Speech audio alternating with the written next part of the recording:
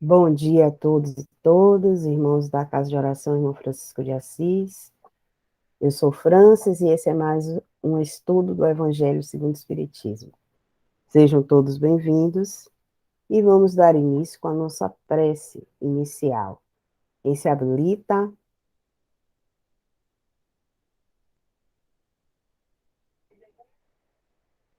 Quem vai se habilitar aí a prece inicial? Então, eu mesma farei. Todos estão escutando? Sim. Sim. Pronto. Obrigada. Mestre Jesus, amado amigo, irmão,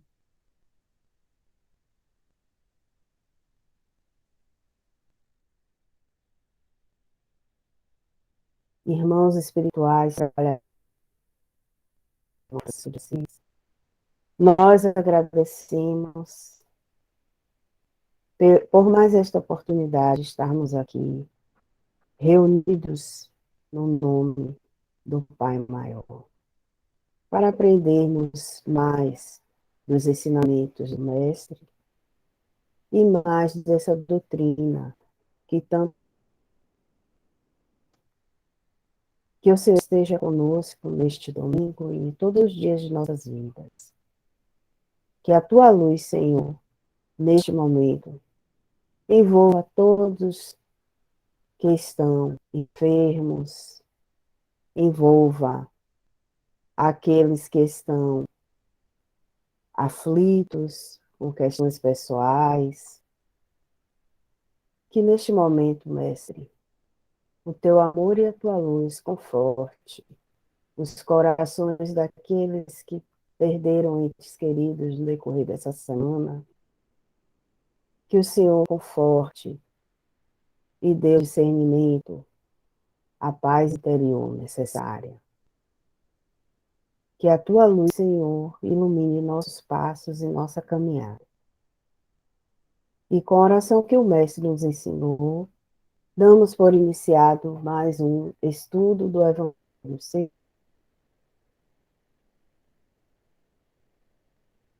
segundo o Espiritismo, rogando para todos, paz e paz seja o vosso nome, venha a nós o vosso reino, seja feita a vossa vontade, assim na terra como no céu. Pão nosso de cada dia dai-nos hoje sempre, perdoai as nossas ofensas, assim como nós perdoamos aqueles que nos têm ofendido. Não nos deixeis cair em novas tentações, mas livrai-nos, Senhor, de todos os males, que assim seja. Muita paz para todos e vamos ao nosso estudo. Vou compartilhar aqui a tela com vocês.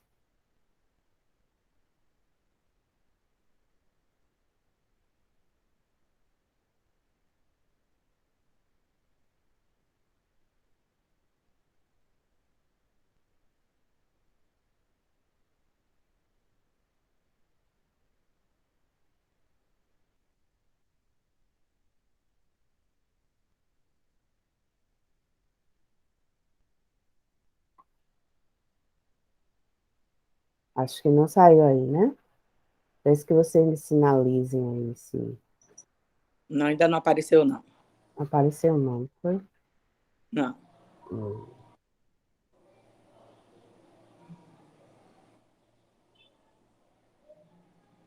A Ivandro disse Ainda que está não. tentando entrar.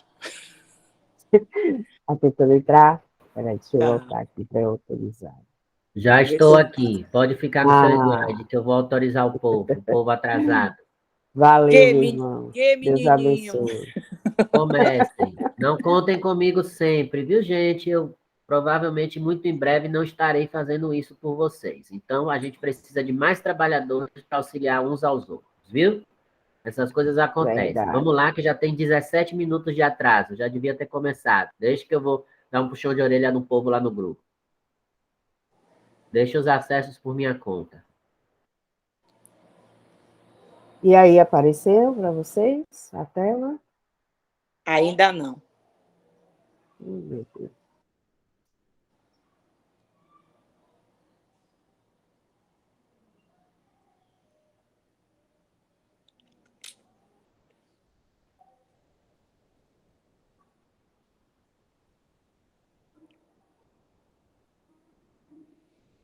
Por que não quer aparecer, meu Deus? Franz, faça o seguinte. Oh, Inicie, dê a introdução. Eu começo a ler, aí você vai tentando. pronto, acho que agora vai, né? Vejam aí. Pronto, agora veio. Pronto. Vamos otimizar o tempo, né?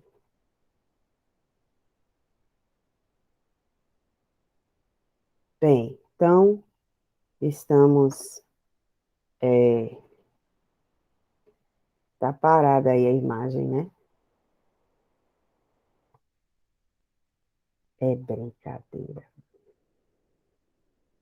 Nós e a tecnologia. Duelo de gigantes. Você sumiu de novo a tela.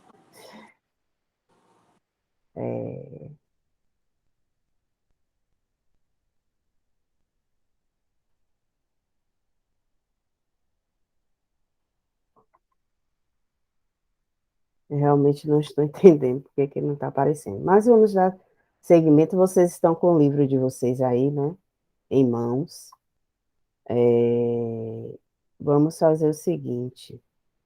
A gente começa, nós estamos capítulo 2, início do capítulo 2, Meu Reino é deste mundo, que tem os tópicos a vida futura, a realeza de Jesus, o ponto de vista, instruções dos espíritos, uma realeza terrestre. Já estão todos com o evangelho em mãos? Ok. Certo.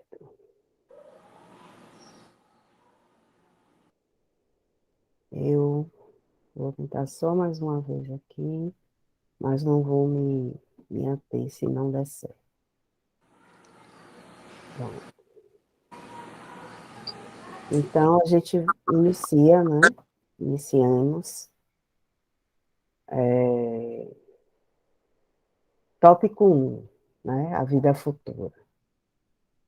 Pilatos, tendo entrado de novo no palácio e feito vir Jesus à sua presença, perguntou-lhe: És o rei dos judeus? Respondeu-lhe Jesus: Meu reino não é deste mundo. Se o meu reino fosse deste mundo, a minha gente houvera combatido para impedir que eu caísse nas mãos dos judeus. Mas o meu reino ainda não é aqui. Disse-lhe então Pilatos: És, pois, rei? Jesus lhe respondeu: Tu o dizes, sou rei. Não nasci, não vim a este mundo senão para dar testemunho da verdade. Aquele que pertence à verdade, escuta a minha voz. Está em João 18, 33, 36 e 37. Por estas palavras, Jesus claramente se refere à vida futura, que ele apresenta em todas as circunstâncias como a meta que a humanidade irá ter e como devendo constituir o objeto das máximas, o objeto das maiores preocupações do homem na Terra. Todas as suas máximas se reportam a esse grande princípio. Com efeito, sem a vida futura, nenhuma razão de ser teria maior parte dos seus preceitos morais. Donde vem que os que não creem na vida futura, imaginando que ele apenas falava na vida presente, não os compreendem ou os consideram pueris. Esse dogma pode, portanto, ser tido como eixo do ensino do Cristo, pelo que foi colocado num dos primeiros lugares à frente desta obra. É que ele tem de ser o ponto de mira de todos os homens. Só ele justifica as anomalias da vida terrena e se mostra de acordo com a justiça de Deus. Vamos comentar um pouquinho esse trecho, esse pedacinho aí? Alguém se habilita a falar alguma coisa? Como compreendeu?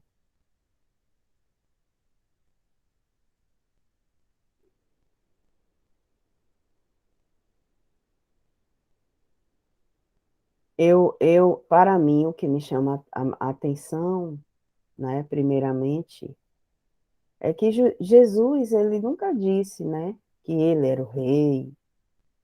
Ele não dizia isso, né? O nomearam por rei. E ele, nesse momento que esteve com Pilatos, deixou bem claro, né, que o reino dele ainda não era do mundo. E eu penso que esse ainda aí faz toda uma diferença, né? Eu acho que a pretensão é, sim, que a Terra evolua ao ponto de realmente Jesus ser um rei aqui na Terra, em todos os aspectos falando. Mas, naquele momento ali, ele disse que o reino dele ainda não era neste mundo, né? Que o reino dele era num outro mundo, no mundo espiritual. E ele se refere à vida futura, a essa a caminhada que teremos do outro lado, né? Nos planos mais felizes, onde realmente tudo que Jesus pregou se faz presente, né? Pelo menos esse foi o meu entendimento que me chamou mais atenção, né? Conceição, compreendeu o quê, Conceição?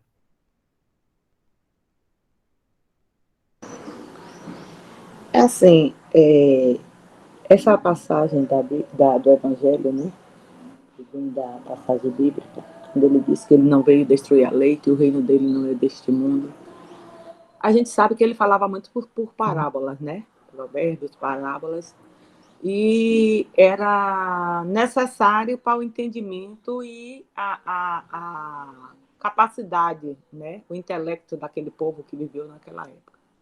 Porque hoje, com todo o avanço da tecnologia, com todo o avanço que nós temos, com toda a informação, com todo o avanço da ciência, nós ainda encontramos, e aí eu não digo no meio de pessoas desinformadas, né?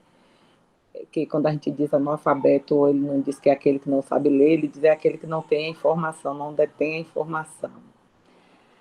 Então, não lá, vamos dizer assim, vamos para o prático mesmo, não lá no sertão, lá no meio da Amazônia, não. Mas aqui, no meio da gente mesmo, no seio, aqui na capital, Salvador, próximo, Brasília, São Paulo, Rio, a gente ainda se debate com muita gente que ainda não entende, não compreende o que está acontecendo, né? O que acontece com a gente, o que acontece com a humanidade desde os tempos dos primórdios da humanidade. E quando ele diz que o reino dele não é deste mundo, ele está preparando a gente para a vida espiritual. Mas, assim, a gente partisse do princípio, assim, vamos viver agora o momento, por mais que sejamos, esquecemos um pouco nossa parte espiritual, vamos olhar o material, nossa materialidade aqui agora encarnado. Mesmo assim, você, com tudo que está acontecendo, visto, escutado, palpável, nós ainda encontramos muita gente de instrução, de formação acadêmica, né? Formação acadêmica, que ainda fala algumas barbáries, que ainda age com algumas barbáries, achando assim que o que importa é meu umbigo, o outro não interessa em nada. A mim não vai nada, o que eu faço eu não vou ser, não vai ter consequências. E hoje eu vi eu postei até no grupo, e postei até no quem está em minha lista de transmissão das mensagens que eu posto, é a questão da porta aberta e da porta larga e da porta estreita, né? Então, assim, o que eu digo assim, para aquela época era uma coisa assim, ele falou de acordo com a capacidade, com o intelecto daquele povo daquela época, como eles poderiam entender. Mas hoje, se eu disser que eu fico abismada com alguns casos que eu ainda vejo das pessoas acharem que se eu matar não vai dar em nada, se eu roubar não vai dar em nada, se eu te prejudicar não vai dar em nada. É o não se preocupar com o outro, não sei. Eu fico me aflige muito quando eu penso nessas coisas, quando eu vejo determinadas situações. E quando a gente vive em uma sociedade, quando você está envolvido assim no meio vamos dizer, dos grupos do governo, da administração pública, a administração pública, que não é pública, é privada para uns, porque acha que tem que agir conforme a sua vontade. E aí a gente vê essas barbáries e entende por que ele respondeu assim, e encontramos pessoas que vai fazer a gente essa pergunta que Pilatos fez a ele. E aí eu te pergunto, será que a gente está preparado para responder? Porque é difícil a gente fazer as pessoas entenderem que a vida não termina com a morte do corpo físico. Uhum. E assim, para Inclusive, antigamente, a gente até, não interrompendo, para antigamente a gente até entendia, mas hoje a gente fica abismado, a gente fica assim, estarrecido com as respostas, com as colocações, com as ações que as pessoas praticam. Pode falar, colega. verdade. Inclusive, esse fato aí que você está falando, da não crença na vida futura, né? Da descrença na vida futura, é o que levou milhares de pessoas a entrarem em depressão profunda durante esse momento de pandemia. Porque, veja bem, se a gente vê ao nosso redor, a todo momento, morrendo pessoas, né? Pessoas partindo, retornando, né, para a pátria espiritual. E a gente não crê que existe uma vida futura, que a nossa vida não acaba aqui, a gente se desespera, pô, né? Imagine aí pessoas que tinham seus empregos, estavam com a vida organizada, ganhando direitinho, de repente, por conta da pandemia, sofreu um revés, né? Perdeu o emprego, perdeu isso, perdeu aquilo, perdeu pessoas queridas.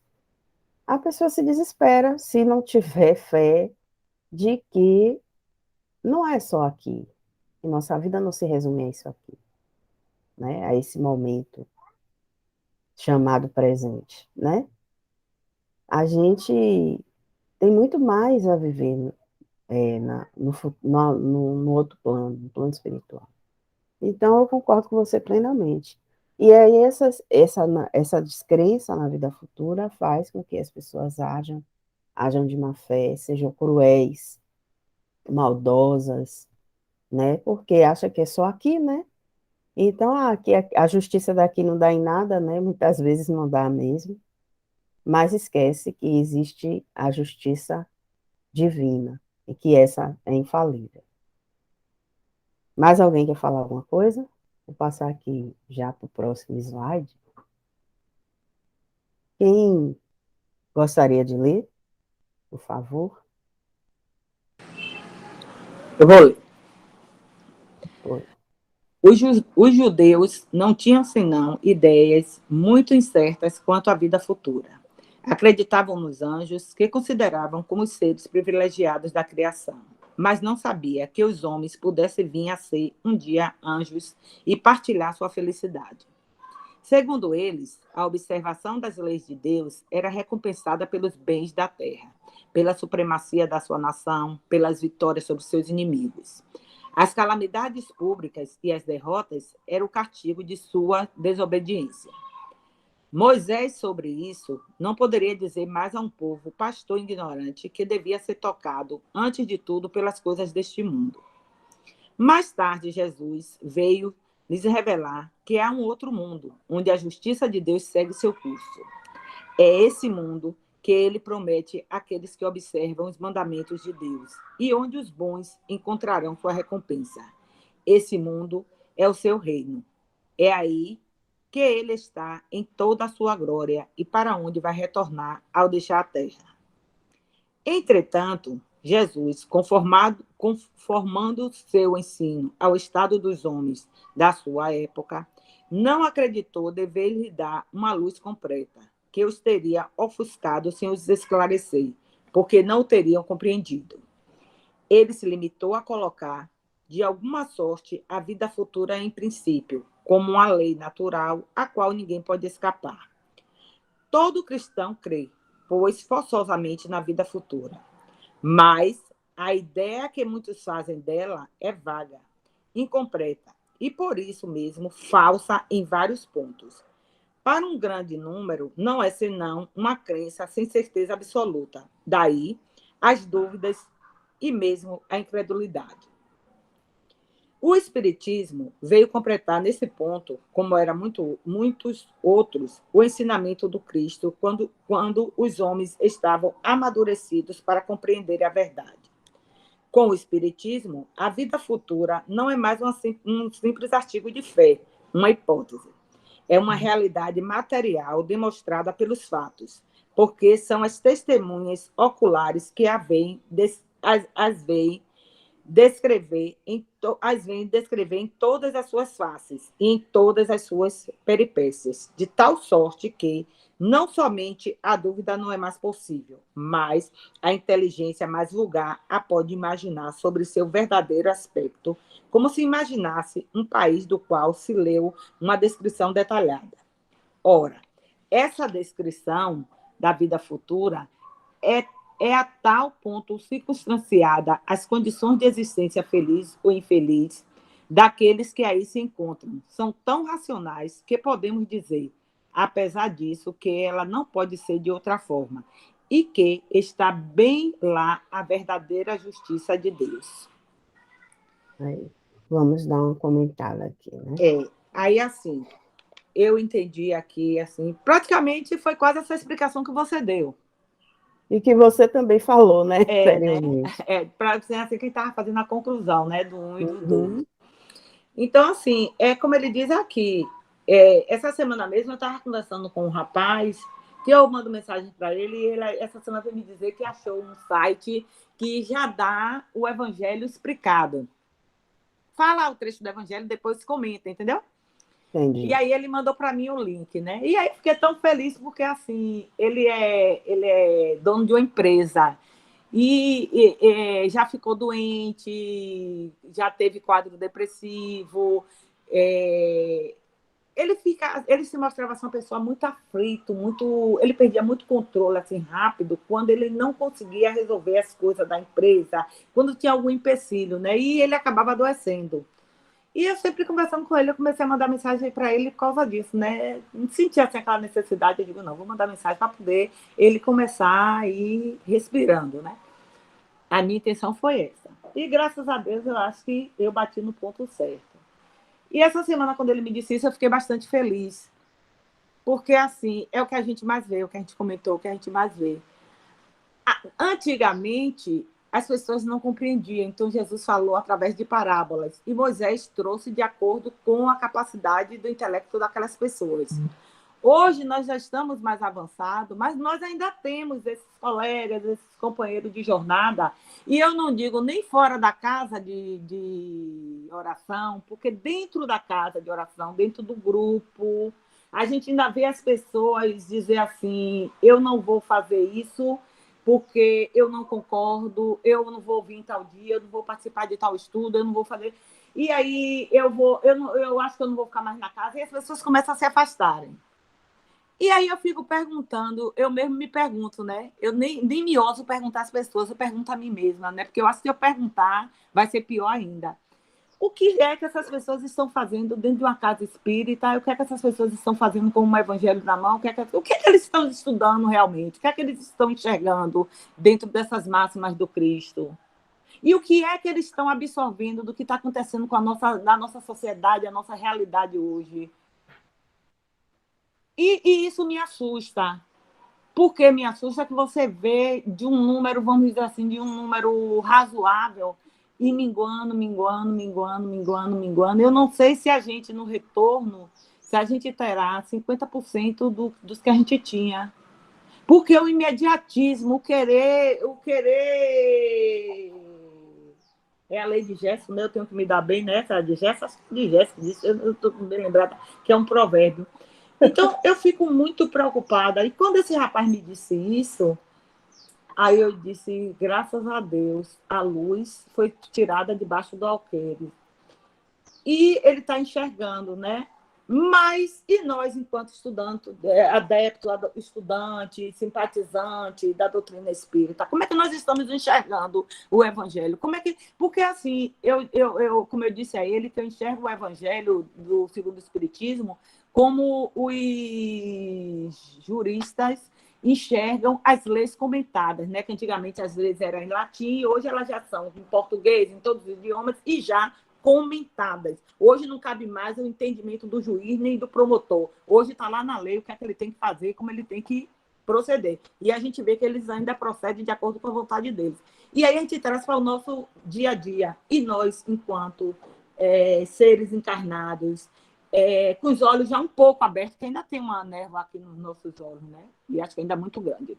Mas com os olhos um pouco abertos, o que é que nós estamos fazendo com essa vivência? Porque hoje não cabe mais a gente ler. Se você mesmo, quando a gente faz os comentários, você vê que a gente, por mais que a gente avance, por mais que a gente se aperfeiçoe, por mais que a gente modifique nossas ações, as porradas vêm maior. E aí a gente entende quando a doutrina diz a gente que o Cristo não disse a gente que a gente estava livre. Ele disse que a gente estava sendo preparado para suportar o peso, ou seja, a força e a intensidade dos nossos problemas. Mas será que a gente vai ficar dando uma de coitado o tempo todo? E aí, quando a gente vê os comentários, quando a gente vê, tipo assim, hoje eu estudo do Evangelho, e aí tem o horário, né? Aí, quando a gente faz assim, tem que ter mais disciplina. E a gente não consegue fazer com que as pessoas participem, com que as pessoas sintam vontade de estar colaborando, sem você estar forçando, sem você estar chamando. Eu sei que é uma obrigação nossa, eu sei que é um compromisso nosso. Eu digo, meu Deus, na outra encarnação eu devo ter sido uma pessoa que dei tanto trabalho, porque eu não consigo entender. Eu durmo, acordo assim, eu digo assim, domingo é o último domingo, eu estudo do Evangelho, vai começar às 9 horas. Aí começa a me programar, fazer as coisas para 9 horas eu estar livre. Se eu não estiver livre totalmente, eu estou fazendo alguma atividade que me dê espaço de participar do estudo. E nos outros também, nas palestras e tudo mais. Então, quando eu busquei o espiritismo, quando eu busquei a doutrina, quando eu busquei a casa espírita, quando eu busquei os estudos, o que foi que eu me programei para mim mesma? O que eu estou fazendo? Eu penso assim, né? E eu me coloco em contração na condição do outro, não é criticando o outro. Eu me faço a pergunta. Aí eu digo assim, o que eu estou buscando lá dentro? O que eu estou buscando com a doutrina? Se eu só faço me queixar, se eu só faço reclamar, se em todo tropeço, em toda discordância que eu tenho, tipo, o Francis faz uma coisa que eu não gosto, então eu vou deixar de ir para o centro, eu não vou participar mais do centro, porque o Francis fez alguma coisa que eu não gostei. Então, a doutrina espírita, o centro se resume em Francis. Eu não tenho que entender que Francis está como eu ali, buscando a minha evolução, buscando os meus esclarecimentos, buscando... Entende? Então, por que eu desistir? Por que eu abandonar? Será que as pessoas não param para pensar que eles são importantes, que cada um que se afasta é uma pedra que vai faltar naquele lugar? Porque eu entendo que não é por acaso que a gente se encontrou nessa casa de oração para estar participando, para estar passando por tudo isso, em São Francisco do Cone, vindo de Madre Deus, vindo de Candeias, vindo de Amélia Rodrigues, vindo de Salvador, vindo de Feira, todos os lugares. Então, por que teve essa junção em São Francisco do Conde? Era porque era necessário. E será que não dá para eu pensar que no momento que eu me afasto, no momento que eu digo assim, eu não concordei com isso que Francis falou, então eu vou me afastar da casa. Será que eu não vou fazer falta naquela parede, daquele alicerce, e ali pode desmoronar tudo? Então, verdade. essa, assim, quando eu digo assim, o evangelho hoje, ele é a vivência. E a vivência não é eu achar que eu tenho que ler o evangelho e dizer vírgula por vírgula, ponto por ponto, não. É eu ler o evangelho e eu trazer para dentro de mim e eu perguntar, enquanto participante da casa de oração, enquanto morador de São Francisco do Conde, enquanto mãe de Neilton, enquanto filha de Nazinha, enquanto irmã de Dora, enquanto companheira de Francis, enquanto companheira de Ivandro, entende? O que é que eu estou fazendo? Qual foi o compromisso que eu assumi? E se eu não me perguntar isso, e se eu não chegar a um denominador comum disso, o que é que eu quero? Eu vou ficar pulando de casa em casa de oração, porque eu não vou concordar sempre com alguma coisa que alguém vai fazer. Agora, imagine, se Jesus desistisse da gente pela primeira coisa que a gente fez de errado e ele não concordou. Estaríamos fritos, né? Entende? Então, assim, não cabe hoje eu estar com essas... Eu não gosto nem de falar a palavra, porque me dá uma aflição, mas me dá uma angústia tão grande quando eu vejo alguém dizer assim, eu não vou mais, eu não gostei disso que fulano não fez. Está lá, eu não gostei, mas eu tenho que estar lá fazendo minha parte, porque França não vai entender que eu penso diferente se eu mostrar para ela como é que eu penso. Entende, França? São os melindres, né? A Karina falou aí no chat, e realmente são os melindres. É isso. Então, assim, a casa de oração é o atendimento fraterno, a casa de oração é desobsessão, a casa de oração é estudo mediúnico, a casa de oração é evangelização, a casa de oração é o evangelho. Então, assim, a casa de oração é tudo. Então, eu não posso só discordar e me afastar. Eu discordo, se eu não puder falar, através das minhas atitudes, eu começo a agir diferente para poder ver se a pessoa entende, mas jamais abandonar, jamais desistir. E aí, esse menino, como é o nome dele, é Rolando, né? Ele estava falando que a gente tem muito isso. Eu não gostei daqui, eu vou mudar daqui para aqui, eu não gostei daqui, eu vou mudar daqui para aqui. Sim, e quando eu não achar mais porta, eu vou para onde? Karina levantou a mão aí. Acho que ela quer falar algo sobre isso. Deixa ela falar que eu já falei uma porção. Bom dia, meu povo. Bom dia, Estou um pouquinho gripada, mas enfim, deixa eu falar um pouquinho. É complicado mesmo, eu também tenho essa sensação que Conceição falou aí. E assim, quando eu vejo pessoas, até pessoas estruturadas já, pessoas com muito tempo de casa, com muito tempo de espiritismo, citar coisas assim, não gostei porque fulano fez isso, porque Bertano fez aquilo. Aí eu fico me questionando, para mim mesma, né? Pô, mas, né, a família da gente não é assim, a gente não é tudo que a gente aprova de todo mundo. Todo lugar é assim. No trabalho, no meio do familiar, nos relacionamentos íntimos, não é tudo que a gente aprova do outro 100%. Então é uma coisa comum faz parte da nossa natureza não aprovar tudo. O que a gente precisa é aprender a não deixar que o melindre fale muito alto, né? Que o nosso orgulho resplandeça. Às vezes, eu própria, quando chego em um lugar, na casa de oração lá no São Francisco, né? E aí eu chego com outras pessoas. E aí vem pessoas que já estão na casa e abraça e conversa e bota lá em cima aquele que chegou junto comigo. Mas a mim não. A minha é, oi, bom dia. Aí eu fico meio assim, depois eu digo, oi.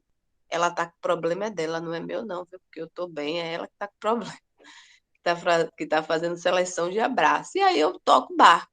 Eu já me melindrei muito. Hoje, graças a Deus, graças a Jesus Cristo, eu aprendi a superar, né? E às vezes, mesmo quando as pessoas me dão as costas e vou com meu dedinho lá, bato na ponta das... Quando você vem insistindo muito em uma pessoa, é porque ela tá me recusando. E aí vou me chegando, porque a gente sabe também que tem investida espiritual que faz isso, né?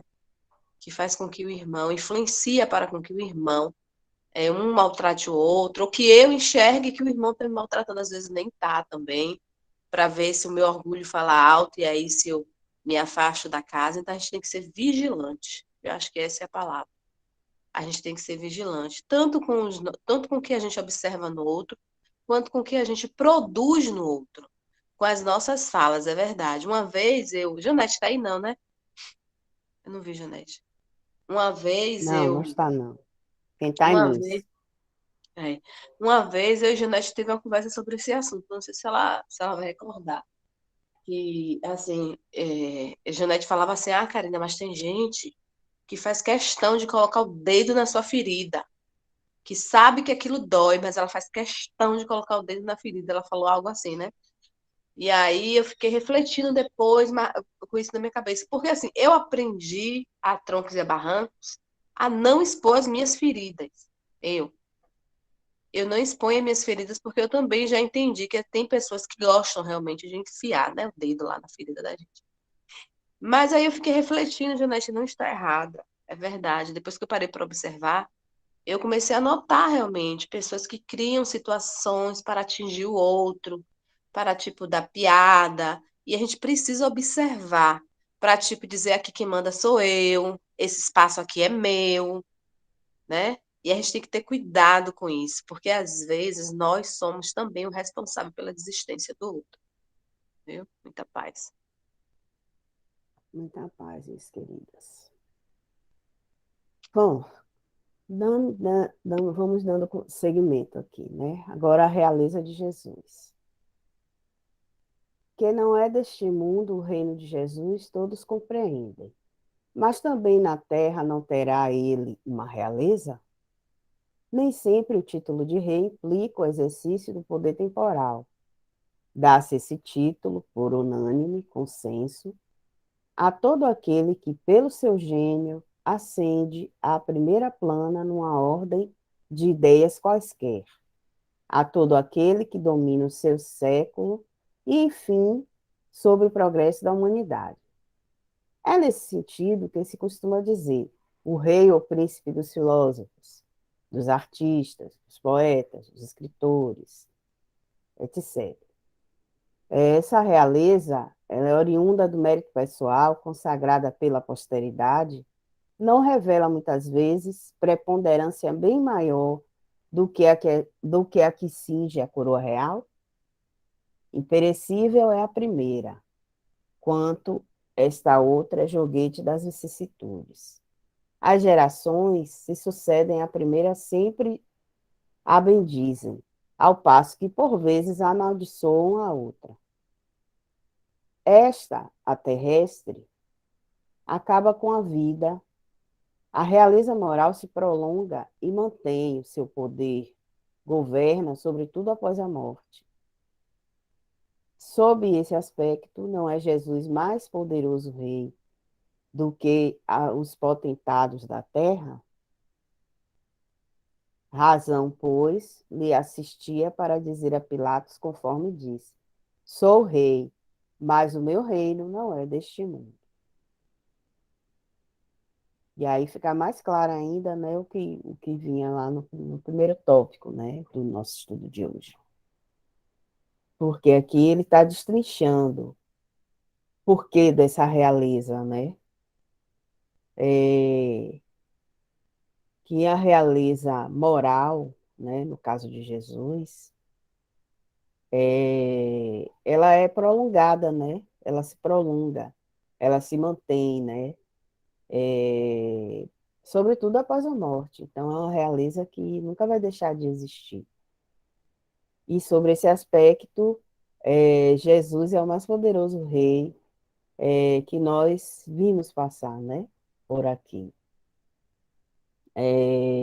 Por isso, quando Pilatos lá perguntou para ele se ele não era rei, então ele respondeu, né? Sou rei, mas o meu reino não é deste mundo, né? Então ele falava realmente, como eu disse, né, no meu primeiro comentário, sobre uma instância, digamos assim, mais elevada, né, do que essa que aqui vivemos. Com todos esses melindres, como disse nossa irmã Karina, né? Com todas essas dificuldades, com toda a nossa persistência em não caminhar, né? Se a gente tivesse a persistência em seguir adiante, como a gente tem a de procrastinar, a vida seria outra. Alguém quer comentar alguma coisa sobre? Se ninguém comentar, alguém pode se habilitar a continuar aí o quinto tópico, o ponto de vista.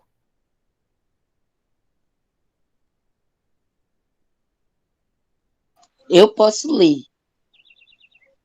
Fica à vontade, meu bem. O ponto de vista. A ideia clara e precisa que se faça da vida futura proporcionem inabalável fé no porvir, fé que acarreta enormes consequências sobre a moralização dos homens, porque muda completamente o ponto de vista sob o qual encaram eles a vida terrena. Para quem se coloca pelo pensamento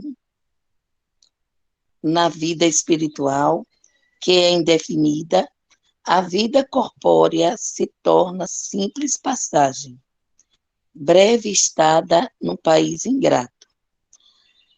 As vicissitudes e tribulações dessa vida não passam de incidentes que ele suporta com paciência, por sabê-las de curta duração, devendo seguir-lhes um estado mais ditoso.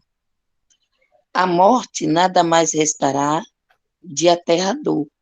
Deixa de ser a porta que se abre para o nada e torna-se a que dá para a libertação, pela qual entra o exilado numa mansão de bem-aventurança e de paz, sabendo temporária e não definitiva a sua estada no lugar onde se encontra.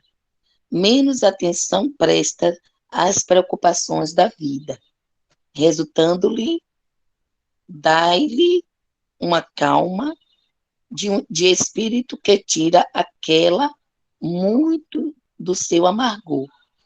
Então, é o que eu tinha colocado aí no chat no início, né?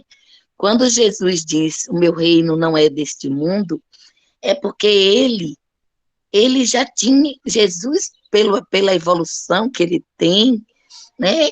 Ele tem a consciência de que isso aqui era uma passagem, né? O reino dele não é desse mundo. E é isso que ele quer que nós, aos poucos, tenhamos a consciência. Porque a partir do momento que tivermos essa consciência, seja dor, seja problemas familiares, seja problemas no trabalho, qualquer aflição que possamos passar nesse mundo, teremos uma resignação muito especial, diferente, com essa noção de que tudo é passageiro, que isso vai passar já já, que isso aqui é um momento de passagem e que, na verdade, né, a nossa vida está em outro plano, ela é verdadeira em outro plano. Nós estamos presos, nesse momento, a essa carne, a esse corpo, que sofre muito, que passa muitas provações, porque o mundo é de provas e expiações.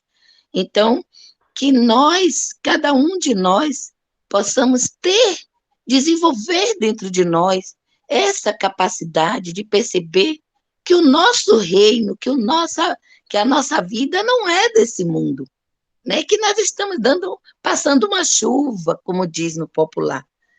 Se nós pensarmos assim, nós enfrentaremos esse mundo e tudo que ele nos traz como consequências em relação a dores e aflições, nós enfrentaremos, sabe, tiraremos de letra, né? Com leveza, enfrentaremos com leveza, com paciência e com resignação. É isso. Maravilha. Seguindo aí a leitura. Pelo simples fato de duvidar da vida futura, o homem dirige todos os seus pensamentos para a vida terrestre. A gente já até falou antes, né? Sem nenhuma certeza quanto por vir, dar tudo ao presente. Nenhum bem divisando, mais precioso do que os da terra, torna-se qual a criança que nada mais vê além dos seus brinquedos. E não há o que não faça para conseguir os únicos bens que se lhe afiguram reais. A perda do menor deles lhe ocasiona causticamente pesar, um engano, uma decepção, uma ambição insatisfeita, uma injustiça de que seja vítima, o orgulho ou a vaidade feridos, são outros tantos tormentos que lhe transformam a existência numa perene angústia, infligindo-se ele, desse modo, a si próprio, verdadeira tortura de todos os instantes. Colocando o ponto de vista de onde considera a vida corpórea, no lugar mesmo em que ele aí se encontra, vastas proporções assume tudo o que rodeia. O mal que o atinja, como o bem que toque aos outros, grande importância adquire aos seus olhos. Aquele que se acha no interior de uma cidade, tudo lhe parece grande. Assim, os homens que ocupem as altas posições, como os monumentos, suba ele, porém, a uma montanha, e logo bem pequenos lhe parecerão homens e coisas. É o que sucede ao que encara a vida terrestre do ponto de vista futura. A humanidade, tanto quanto as estrelas do firmamento, perde-se na imensidade. Percebe então que grandes e pequenos estão confundidos como formigas sobre um montículo de terra, que proletários e potentados são da mesma estatura, e lamenta que essas criaturas efêmeras, a tantas canseiras, se entreguem para conquistar um lugar que tão pouco os elevará e que por tão pouco tempo conservarão. Daí se segue que a importância dada aos bens terrenos está sempre em razão inversa da fé na vida futura. Comentemos aí o quinto, né? Na verdade, a gente já havia falado, né? Eu comentei no início do estudo, né? Sobre como a pessoa que se detém a vida presente, ela se desestrutura com muita facilidade, né? Aquelas pessoas que acham que a vida é só essa, que quando morre acabou, não vai existir mais nada, que não existe nada no futuro, por vir. Essas pessoas, elas se desesperam com muito mais facilidade. Quando percebem o mundo delas, né, esse mundo só do presente, desmoronando. Né? Enquanto que as pessoas que se detêm a vida futura, né, elas já conseguem perceber que todos somos iguais, que nós somos como pequeninas, né, formigas e no imenso mundo. As pessoas que se detêm a vida futura, elas estão propensas a desenvolver uma consciência, né, maior do que seja essa nossa estadia agora, como Ana disse, né, ainda há pouco, e de que não vale a pena, muita coisa pelo que a gente sofre aqui não vale a pena, é desnecessário, né?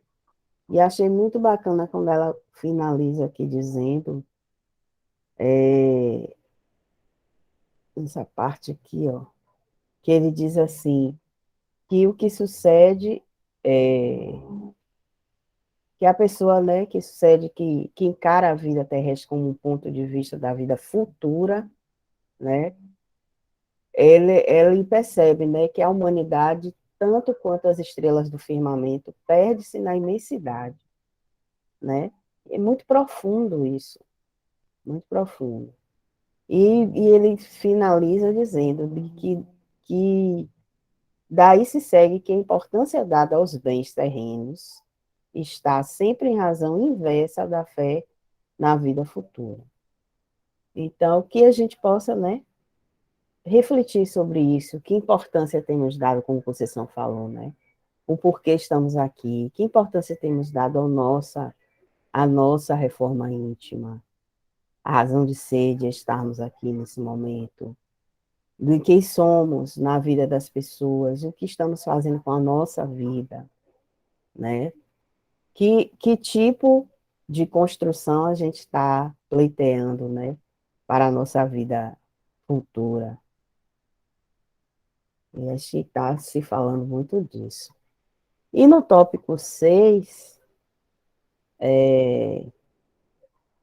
que são esses 3 últimos slides, para finalizar aqui, Se toda a gente pensasse dessa maneira, dir-se-ia, tudo na terra periclitaria, porquanto ninguém mais se ocuparia com as coisas terrenas. Não. O homem, instintivamente, procura o seu bem-estar e, embora certo de que só por pouco tempo permanecerá no lugar em que se encontra, cuida de estar aí o melhor ou o menos mal que lhe seja possível. Ninguém há que, dando com um espinho debaixo de sua mão, não a retire, para se não picar. Ora, o desejo do bem-estar força o homem a tudo melhorar, impelido que é pelo instinto do progresso e da conservação, que está nas leis da natureza. Ele, pois, trabalha por necessidade, por gosto e por dever, obedecendo desse modo os desígnios da providência, que é para tal fim o pôs na terra. Simplesmente, aquele que se preocupa com o futuro não liga ao presente mais do que relativa importância e facilmente se consola dos seus insucessos, pensando no destino que o aguarda. Deus, conseguintemente, não condena os gozos terrenos.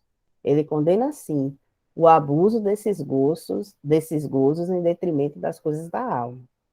Contra tais abusos é que se premunem os que a si próprios aplicam estas palavras de Jesus. Meu reino não é deste mundo. Aquele que se identifica com a vida futura assemelha-se ao rico que perde sem emoção uma pequena soma. Aqueles cujos pensamentos se concentram na vida terrestre assemelha-se ao pobre que perde tudo o que possui e se desespera. O espiritismo dilata o pensamento e lhe rasga os horizontes novos.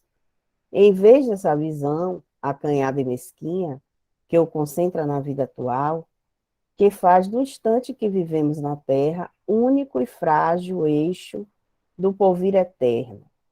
Ele, o espiritismo, mostra que essa vida não passa de um elo não harmonioso e magnífico conjunto da obra do Criador.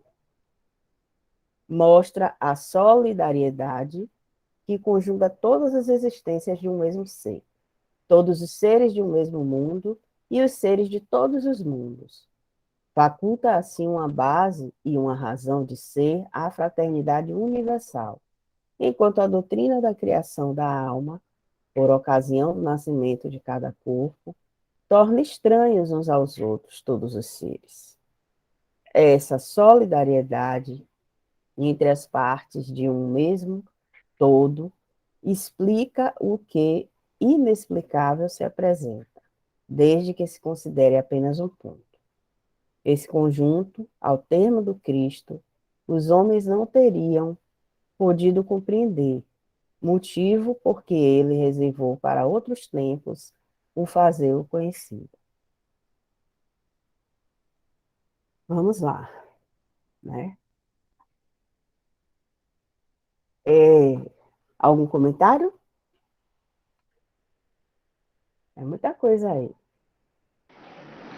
Francis, feche logo com a instrução dos espíritos, porque aí a gente já comenta já no final. Não, eu só coloquei até aqui mesmo, eu deixei a instrução dos espíritos para o próximo mês, ia ficar muita coisa.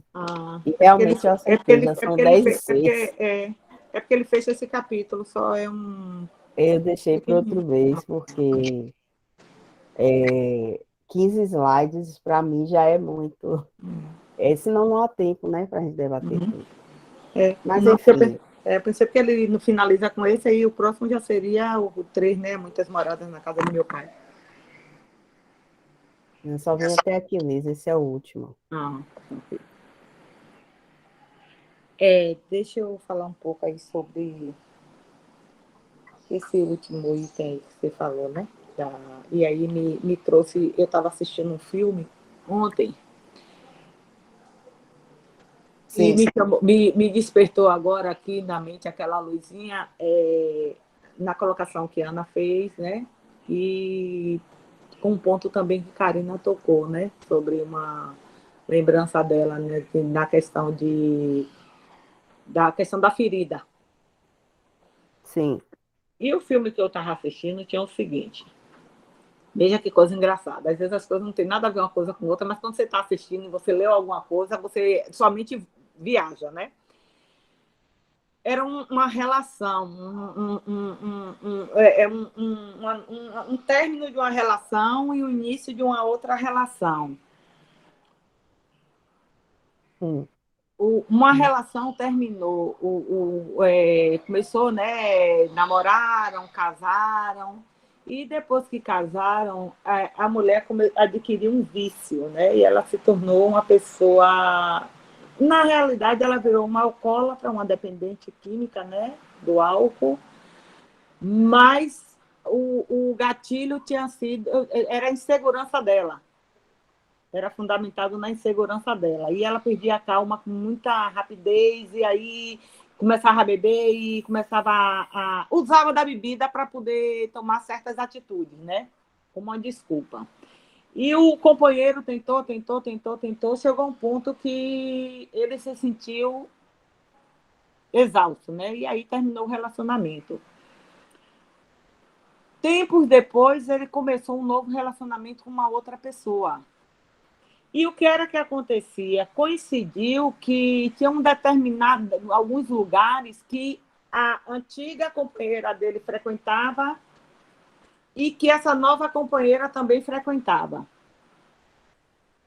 Aí ele evitava de acompanhar a nova companheira porque ele achava que ele estava respeitando a antiga, para não confrontar, ofender, não confrontar. Não confrontar. E aí a atual cobrava dele porque ela entendia que ele não ia porque ele ainda tinha algum sentimento pela outra. Na realidade, ele tinha, né? O cuidado, né? Poderia ter terminado o amor físico, mas não tinha terminado o respeito. Tinha o respeito ainda. Isso, né? Tinha uma coisa até boa, né? E aí chegou ao ponto dele procurar uma ajuda profissional. E ele perguntou ao psicólogo, né? Psicanalista, psicólogo, não me lembro bem qual era a figura que tinha do profissional. E ele perguntou quem era que estava certo. Se o certo era ele ir com a que ele estava atualmente, ou continuar não indo, para poder não ofender mais a anterior, né? Porque ele sentia que se ele começasse aí, ela ia, devido à fragilidade dela, ela poderia piorar, né? E chegar ao ponto até de um suicídio, né? Que ele ficava ameaçando sempre tirar a vida, porque ela dizia que ninguém gostava dela, que ninguém no mundo não prestava, que não sabia porque que ela vivia. Ele sabia desse histórico todo dela, né? Um histórico depressivo, né? E aí o psicólogo perguntou a ele se ele seria capaz de entender ou adivinhar quando era que as coisas eram direcionadas a ele. Porque, assim, aí me veio essa questão, quando Karina falou essa conversa dela mais de Janete, tem pessoas que gostam de meter o dedo na ferida. Aí, agora me veio essa coisa aqui na cabeça, né? Aí me lembrou o filme e esse questionamento do profissional, quando ele diz assim, será que o que você acha que a pessoa sente? Será que o que você acha que o que a pessoa pensa é realmente o que a pessoa está pensando? Eu já tive muitas vezes em palestras, em grupos de estudo, que não tinha nada a ver, de pessoas que não me conheciam, nunca me viram, outros estados, até de outros países. E alguém falar alguma coisa e aquilo ali ser alguma coisa que me atinge. Sabe assim, você ouviu aquela coisa, porra, parece que falou comigo. Parece até que me conhece, parece até que viu que eu estou passando, sabe até que eu estou passando por isso. Já me aconteceu isso. E aí, com essas duas colocações e essa explicação de Ana, me trouxe esses confrontos, né, de coisas que acontecem. E aí a gente, às vezes, cria uma antipatia por uma pessoa, porque a gente acha que aquele pensamento que aquela pessoa colocou naquele momento foi direcionado para a gente. Duas vertentes. Se a gente entende a questão da espiritualidade, a gente sabe que tem alguma coisa a ver conosco. Certo. Né?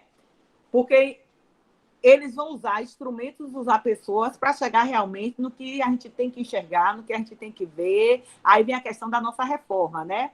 Porque muitas vezes a gente está tão cego, aquela névoa está tão forte, o grau do óculos está tão fraco, que as coisas estão ali na nossa frente e a gente não enxerga. Então, a espiritualidade se utiliza de alguém para que aquilo chegue até a gente. Agora, como a gente vai encarar, como a gente vai recepcionar, como a gente vai usar aquilo na nossa transformação, na nossa modificação, no nosso crescimento.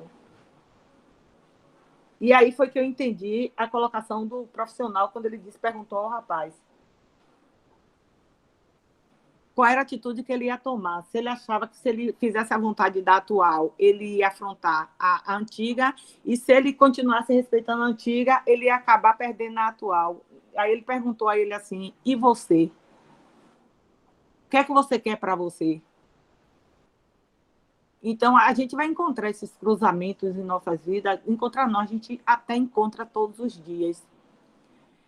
E me remete assim, quem lá na juventude, na adolescência, não achou que o primeiro caso, o primeiro namoro que foi desfeito foi culpa de alguém tomou, alguém prejudicou, alguém tirou, alguém...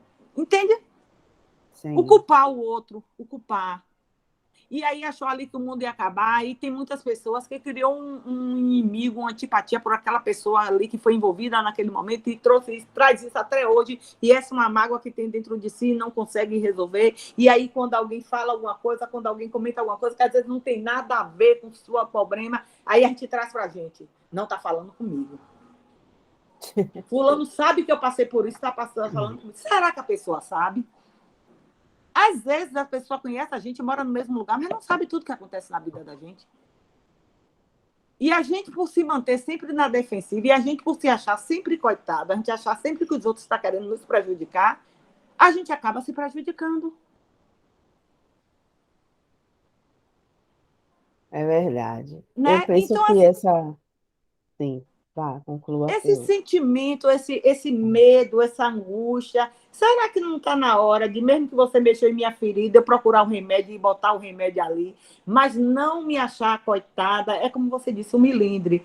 Mas, assim, você pode até me dizer assim, no caso você pode até me dizer assim, Conceição, mas é muito difícil. É muito difícil. Mas como eu observei, como no filme, né, quando o cara pergunta, então ele botou o cara assim, tipo assim, você vai ter que decidir. Você não vai poder ficar o tempo todo em cima do muro, se achando que coitado por um, coitado por outro. Então você vai ter que resolver qual o caminho que você quer seguir. E isso foi uma coisa que, graças a Deus, aos poucos, né? Ainda tenho muito caminho a tarar. Mas toda vez que me acontece um problema em minha vida, mas vem aquele facho de luz e faz assim, sim, aconteceu. E o que é que você está aprendendo com isso? O que é que você vai fazer daí para agora? E eu, às vezes, eu digo até às minhas irmãs, quando a menina faz, você é muito racional, você é muito fria, você pensa muito friamente. Eu digo a ela, não é que eu pense muito friamente. É porque, assim, vocês vêm, trazem problema para mim, vocês me acham assim, que eu sou uma pessoa forte, uma pessoa centrada e equilibrada. E aí você traz o problema, e por eu pensar nesse momento com frieza, com racionalidade, com a racionalidade que você disse que é a frieza, eu até te ajudo. Mas se eu for levar o meu problema para você, que já está enfraquecida com esse problema todo que você tem, então, assim, na maioria das vezes eu penso assim, poxa, eu tenho que resolver isso. Eu tenho que buscar, eu tenho que buscar assim dentro de mim, aí eu começo a conversar comigo mesmo, começo a pegar meus livros para ler, começo a ouvir minhas preces, para encontrar aquela força, para eu entender, porque aquela luzinha já me disse assim, ei, não cabe a você se achar uma coitada, não. O que é que você vai resolver com relação a isso aqui? O problema está aí, você vai fazer o quê? E aí eu enxergo aquelas duas portas, né, a estreita e a larga. Ou eu me jogo e me acabo, ou eu levanto, encaro o problema, passo um remédio, limpo o joelho, levanto e saio caminhando. Mas não usando aquilo que aconteceu comigo como um obstáculo para eu me sentir coitada, não usando aquilo que aconteceu comigo como uma experiência para que eu me melhore lá na frente, para a queda que eu tomei aqui agora, lá na frente só seja uma topada. Sei que vou tomar muitas quedas. ainda. Mas em cada uma que eu vou tomando, e todo dia eu digo, eu boto o joelho no chão e agradeço a Deus. Vencendo como ensinamento. Porque eu acho que é isso que ele está pedindo a gente. Eu acho que tudo isso que vocês falou aí, tentando trazer aqui para esse estudo de hoje, para a gente finalizar, que já passou demais do horário. Veja essa imagem aqui, que eu coloquei nesse slide. Observem essa imagem, né? Nós estamos aqui nessa caminhada, nessa estrada, né? Chamada vida e reencarnação. A gente está aqui nessa caminhada, sabe? Tem muitas árvores, de um lado e de outro. O cenário é muito belo, mas muitas vezes a gente que está aqui caminhando não consegue perceber a beleza desse cenário. Como você disse, aí tem essa outra imagem aqui. Você observa aqui uma ponte, e essa ponte a gente vai ter que transpor, passar para chegar até essa bela luz aqui, ó, ao fundo. Mas quanto a gente vai ter que caminhar, né, para chegar até esse destino aqui? E nessa caminhada vão vir essas incertezas. Vão vir aqueles que estão ainda apegados só aos bens terrenos, à vida presente, que não conseguem vislumbrar a vida futura que está aqui, ó, desse lado aqui dessa luz, né? Então vai ter muita gente lá de cá, ó, que não vai conseguir perceber que essa estrada, essa caminhada, faz parte para chegar até aqui. Que uma coisa não está deslocada da outra, né? E por fim, nesta imagem aqui, ó, a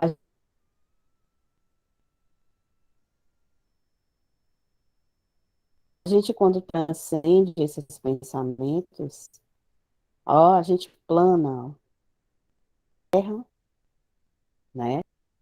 E a gente vê que a gente participa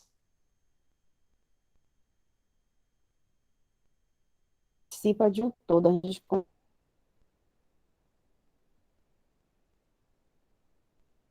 consegue já aqui perceber que participamos de um todo, todos os mundos, todos os seres, nós somos únicos, né? Quando você diz aí da questão de nós somos seres em evolução, estamos no planeta de procriação, caminhando para conquistar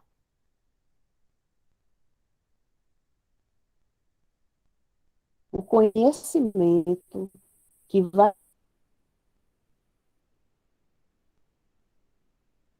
fazer a gente, ó, transcender esse planeta, transcender esta vida.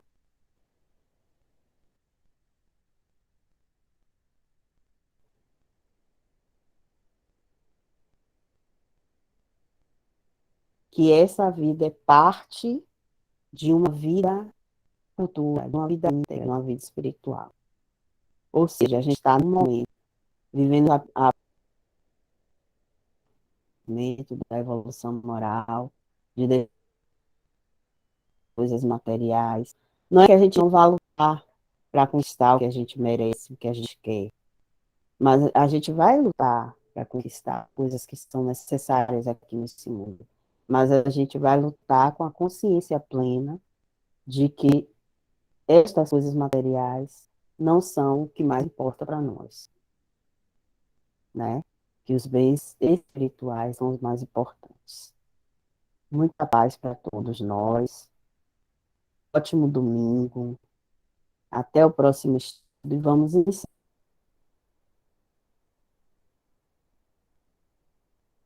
encerrar com o nosso prece final, a qual eu quero pedir que uma de vocês faça. Eu fiz a prece inicial, quero ouvir a vozinha aí de alguém aí que se habilite a fazer a prece final.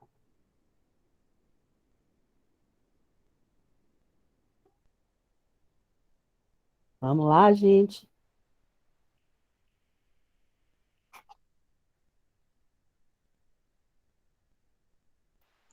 Eu posso fazer, sim. Senhor Muito Jesus, obrigada. Mestre querido, neste momento, Divino Mestre, queremos agradecer por essa manhã de aprendizagem. Te agradecemos por tudo que tens feito em nossas vidas. Queremos agradecer, Senhor, por estarmos conosco a todo momento, nos assistindo em nossas aflições. Obrigado pela leitura e pelas aprendizagens desta manhã, que possamos seguir nosso caminho, compreendendo que o nosso reino não é deste mundo, que a nossa vida não é deste mundo e aqui ela é passageira. Se tivermos essa compreensão, Senhor Jesus, enfrentaremos as nossas aflições, as nossas demandas com mais paciência e resignação. Mestre querido, dai-nos um domingo de paz, uma semana equilibrada, dai-nos a serenidade necessária para seguirmos em frente, fortalecendo sempre a nossa fé. Cuida de nós, cuida dos necessitados nesse momento, estejam eles em casa, nos hospitais, nos abrigos, nas ruas. Mestre querido, segue conosco, Senhor. Queremos agradecer à equipe espiritual, mentora da Casa de Oração Francisco de Assis, que também está aqui a nos assistir. E nesse momento, faremos o Pai Nosso, que é a oração universal que tu, Senhor Jesus, nos ensinaste. Pai nosso que estás nos céus, santificado seja o vosso nome. Venha a nós o vosso reino, seja feita a vossa vontade, assim na terra como nos céus. O pão nosso de cada dia, dai-nos hoje e sempre, Senhor. Perdoai as nossas ofensas, assim como nós perdoamos a quem nos tem ofendido. Não nos deixeis cair em novas nem velhas tentações, mas livrai-nos, Senhor, de todos os males, que assim seja. Um domingo de paz a todos, muito obrigada. Deus abençoe a todos. Muita paz, Que muita luz. assim seja. Muita paz, meus amados. Bom domingo para todo mundo, muita paz. Que assim Gente, lembrar que essa seja. semana é o simpósio, hein? Bom domingo. Isso. Paz para Que todos. pode. Um Beijo, meu abraço. povo, saudade de vocês. Também com muita saudade É, de todos e todas. isso. Deus abençoe. Amém. Domingo de paz a todos. Amém, Aninha. Tchau, Muito meus obrigada, irmãos. A viu? gente vai se falando aí no grupo. Tá certo. Obrigada aí por tudo. Ionei, um abraço. Ivandro, mais uma vez, meu irmão, muito obrigada. Deus abençoe. Que assim seja. Suspende aí a gravação. Certo.